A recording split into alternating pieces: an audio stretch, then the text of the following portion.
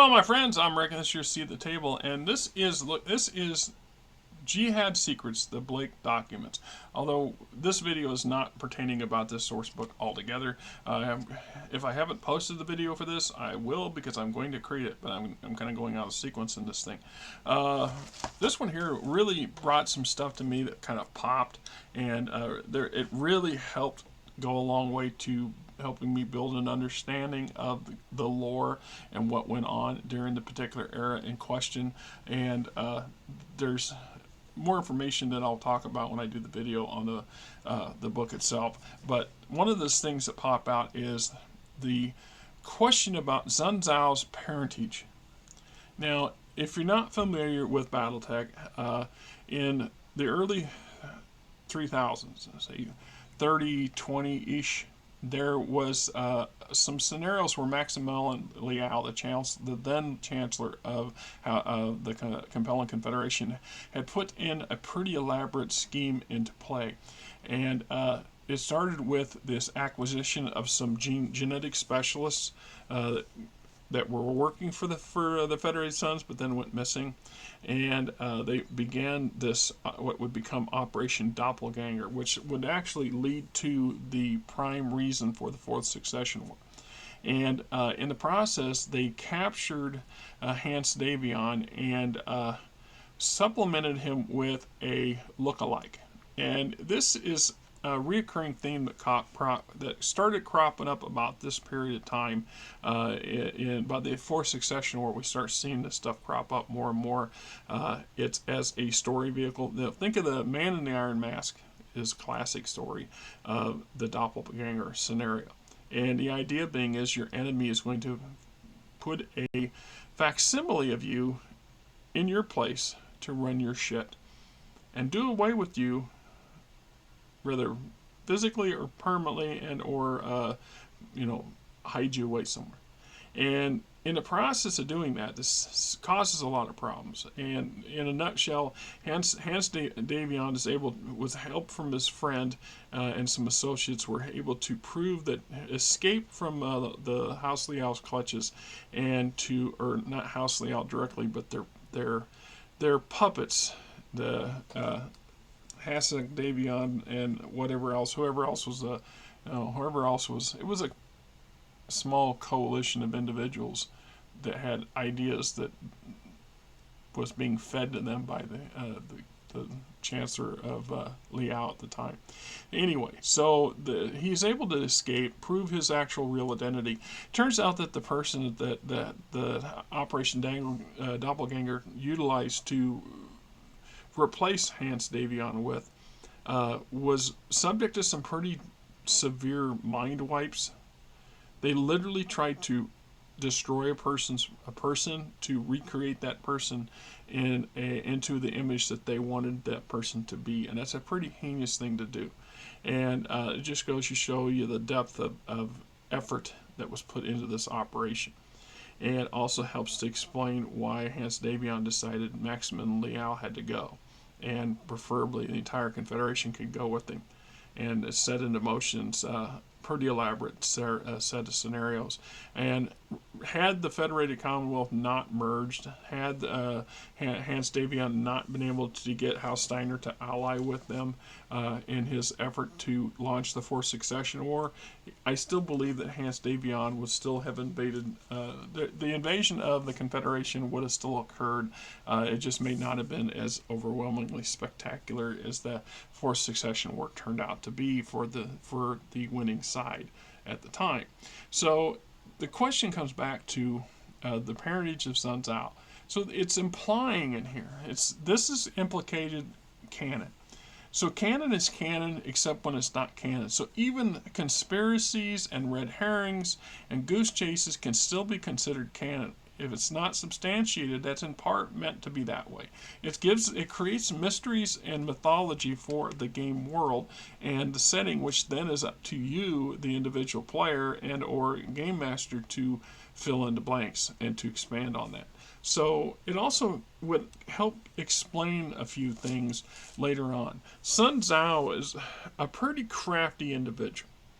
And when he's first introduced as a young man to his peers on outreach, he comes off as a bit of a nut and a bit of a high-strung. I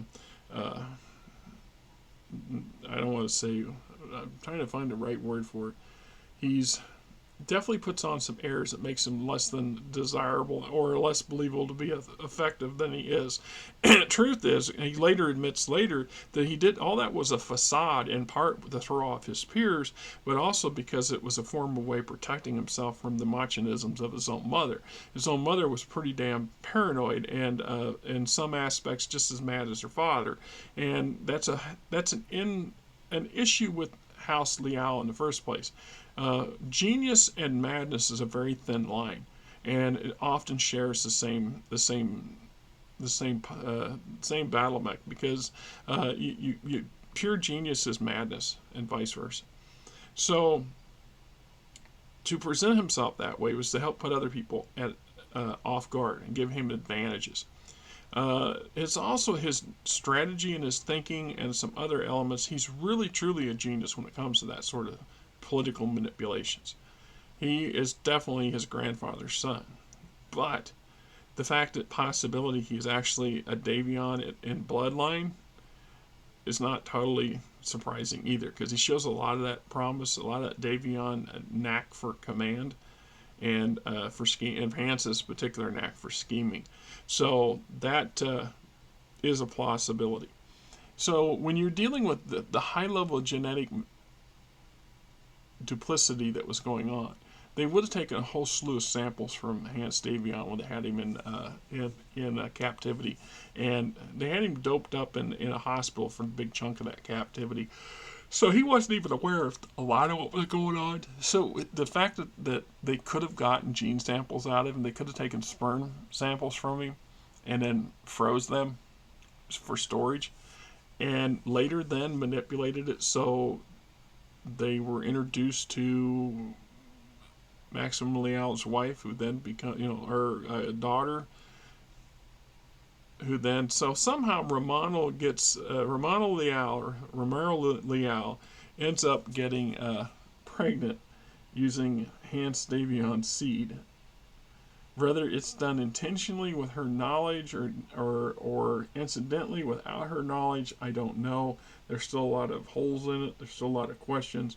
And a good mystery is going to be that way. And an incomplete mystery is never going to be solved, in part because there is nothing there to solve. It's meant to be a red herring. It's meant to be a what if. It's a what to be entertaining. And that's what we got here. So that would imply that it also came up in that same thing where it talks about Kali Liao also having not been a direct descendant of the Liao bloodline in pure. So it's just, all right. So the information itself is another thing.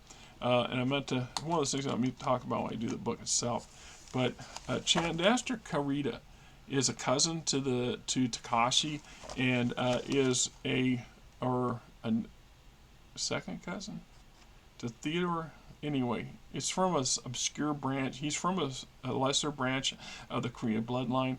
He's the head of a major corporation, actually a series of corporations. He's filthy rich. There's a couple of novels with the Comanches, Chimera,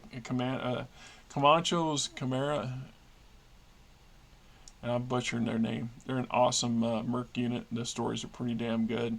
I've read the novels a couple times. Anyway, he hires their unit to come to help him out with a couple of situations, and the corporation is deep and vast. But what I like about Chandra is that he is more about information. He's personally, that's his true obsession. His true hobby is getting into the woodwork and learning secrets, and not necessarily exploiting them for personal gain, but just know those secrets, and in part to aid his own house as best he can without crossing any lines or stepping on any toes, because that's a good way to end up being dead, right? So in the process, he manages to cheese off everybody at some point or another. He's an interesting character by himself. I really like what he's doing. So he's got some deep ass resources and a very very good network of researchers and informants and best private investigators, I guess. All right. A couple little of his own private military operations or commands at his beck and call too. Yeah, right. So let me talk about the primary goal of Operation Doppelganger was not achieved, and actually it did finally result in a rebirth of the Confederation. To this day, I have not determined the best way to utilize this information. It would not shock Sun-Tzu, though I know if blackmail would give us leverage. I don't know if blackmail would give us leverage or further embolden him. I think its best usage would this be with his sister, now for the opportune moment. So, in save file, blah blah blah, Operation Little Feet had been deemed a failure. All records would be archived, most secret, etc., etc. They have managed to recreate the complex manufacturing process. No, right, that's nothing to do with this. All right, here's assigned to the evaluation of results of Operation Gardenia. I received a variety of tissue samples to evaluate the Liao family tree. While the older generations were relatively easy to determine, the children of Romano Liao did not match any of the potential paternal samples that I had been given. A requisition returned the additional samples, one of which matched Kali Liao to Chad Jackson. Chad Jackson was not a total surprise as father of one of Romano's children, but it did not resolve the missing parentage of the heir to the throne. Further analysis of this operation was halted after yet another unsuccessful set of samples and files were archived. Operation Doppelganger, often regarded as a failure, was one of the instigating causes of the Fourth Succession War. While they did manage to kidnap Hanse Davion and hold him for some time, he eventually escaped. While Ron managed to infiltrate and review the archived files, further I found listings of materials, and while in the captivity, Hanse Davion had various tissue samples taken. Dr. Sun-Tzu, including a gemate sample, G-A-M-E-T-E. Transferred back to Sound, these samples were cryogenically frozen and retained as storage. A log including the file listed access to each of these samples. Little research was done to them, but one name stood out, Dr. Sun-Tzu. The others were typical researchers of the Mascavra payroll. Dr. Nguyen was an obstetrician for the Liao family, checking out a sperm sample in 3030, and no further mention was made of this tissue withdrawal. Additional research turned up no further ROM knowledge of this. On a hunch, I had Sun-Tzu's genetic code compared with that of Hanse. While lacking physical samples, the ROM file did include a digital copy of his DNA. Using pseudonyms, I had these compared to Hanse Davion, and when Hanse Davion was determined the father, the heir of the Capellen Confederation. All right. That is something. It really is. I mean, it's not completely surprised. And truth is, I am surprised that a lot more of this stuff doesn't go on in Battletech. That it does go on. Yeah, it's written in the canon, it's written in the novels, and it's quite plausible. That is a whole other avenue of way to take advantage and or screw your opponents. And if you can get genetic manipulation involved, if you can, there's been a couple characters that either had issues with proliferation and or issues of retention. So whether that was set up on purpose and they were set up to fail, or they were set up to be manipulated and taken advantage of, it's hard to say. I know that the possibilities that the ruler, the very highly successful, probably one of the most successful chancellors of the Capellen Confederation history is actually at half Davion. Would not be a total surprise to me and would go a long way to explaining his genius. Although to totally say that that's not possible if he was just purely out, because that's not true. There's plenty of actual pretty capable rulers that were sitting on the celestial throne at one point or another, and they're definitely most of the time surrounded by some pretty savvy, pretty capable assistants and minions. So the fact that Romano got herself pregnant, what we don't know, or what I don't know, that this doesn't cover was the who, what's. We know the who. We don't exactly know the how and the why, and we can suspect. Ideally, part of the why is to bring some fresh blood into the House Liao bloodline to introduce the possibility of the. It's a different version of clan manipulation. They're trying to take the best of everybody and blend to get the next generation to be even better than their predecessors. Well, in a different scheme, that's kind of similar to what's going on here, and it probably occurs more. It's occurred more in history than historians would be aware of.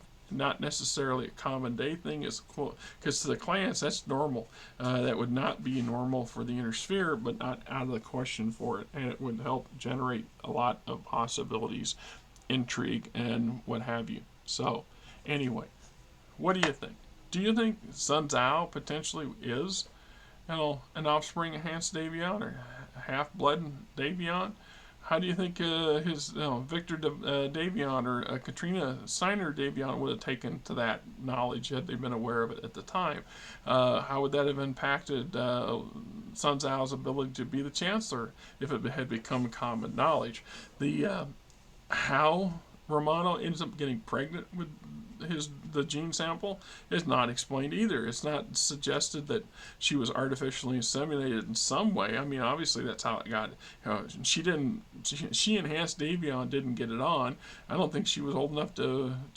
Well, no, she would have been old enough to do that. I suppose she would have been a teenager at the time they had Hanse in captivity. But Hanse was kept on a world within the Federated Sons. He was a long way from from Cyan and the Confederation. So the odds of her physically going there and getting herself knocked up, while not impossible, extremely highly unlikely. So that meant she was inseminated artificially. The next question, of course, would be, did she know this? Did she agree to it? Or was this done behind her back and she was manipulated and she became basically a breeding chamber for future House Liao machinisms? So that's one of those. Well, I will, until I see more information, if there is more information. Wow, right? I'm just saying, wow. Anyway, you know how this rolls.